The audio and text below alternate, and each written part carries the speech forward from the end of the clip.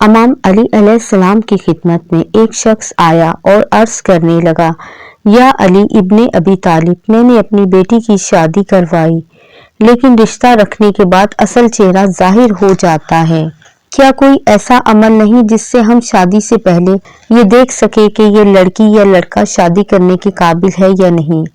اس پر حضرت امام علی علیہ السلام نے فرمایا، اگر تم اپنی بیٹی کے لیے رشتہ دیکھ رہے ہو تو تم لڑکے میں یہ دیکھو جو لوگ اس سے مرتبے میں کم ہے، حیثیت میں کم ہے، اگر ان کی عزت کرتا، ان کا خیال رکھتا ہے تو سمجھ جاؤ یہ زندگی میں ایک اچھا شوہر بھی بنے گا اور اپنی بیوی کا بھی خیال رکھے گا۔ لیکن اگر جو رتبے میں اس سے بڑے ہیں ان کی تو عزت کر رہا ہے، لیکن جو مرتبے میں کم ہے ان کا احساس نہیں کرتا، تو سمجھ جانا کہ یہ انسان تمہاری بیٹی کے لیے صحیح نہیں ہے۔ اتنی دیر میں دوسرا شخص اٹھا اور پوچھنے لگا، یا علی علیہ السلام، اگر ہم اپنے بیٹے کے لیے رشتہ دیکھیں تو کیسے پتا چلے گا کہ کیا لڑکی ہمارے بیٹے کے لیے صحیح ہے یا نہیں؟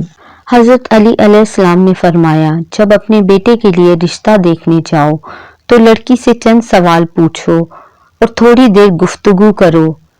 اگر لڑکی صرف اپنی خوبیاں بتاتی رہے اور ہر بات پہ اپنی تعریف کرتی رہے تو سمجھ جانا یہ لڑکی خود پسندی کے دلدل میں گرفتار ہے۔ لیکن اگر لڑکی اپنے گھر والوں کی بات کرے، اپنے والدین کی بات کرے تو وہ لڑکی آنے والے وقت میں کسی بھی انسان کے لیے اچھی بیوی ثابت ہو سکتی ہے۔ اور اگر کوئی انسان ان دونوں اعمال کے بعد بھی گھبرانے لگے اور فیصلہ نہ کر سکے تو وہ گھر آ کے 27 مرتبہ سورۃ کوثر پڑھے اور سو جائے۔ اگر خواب میں خوشحالی یا وہ لڑکا اچھے لباس میں نظر آئے یا وہ لڑکی اچھے لباس میں نظر آئے تو وہ انسان سمجھ جائے کہ یہ رشتہ مبارک ثابت ہوگا۔